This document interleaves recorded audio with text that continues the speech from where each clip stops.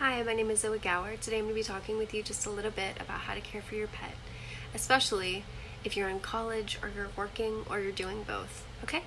The first thing that I want to talk with you a little tiny bit about is expenses.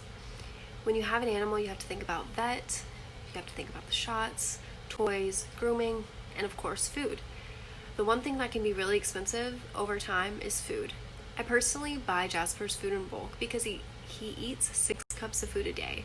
That may or may not work for some people. What I would advise you to do is to speak with your veterinarian about the breed and the size of your animal so that they can help you determine a great food for them, okay? Next, I want to talk about where you're living and the size of your animal.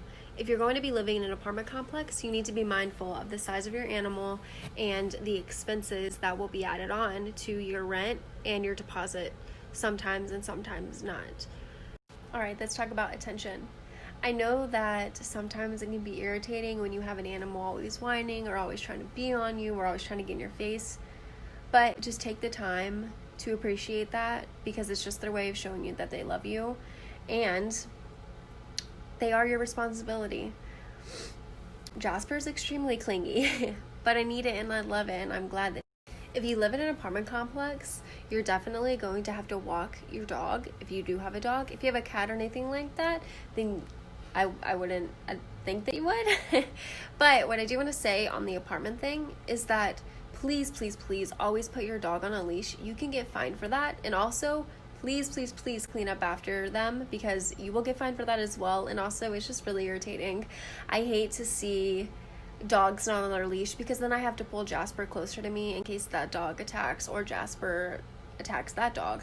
So just please be mindful of other people around you. Okay, just a couple more things.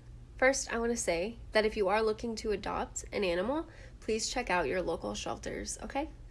Second, I promise this is the last thing. I know that it can be really overwhelming to have a pet when you're in college or going to school or work or doing all of it.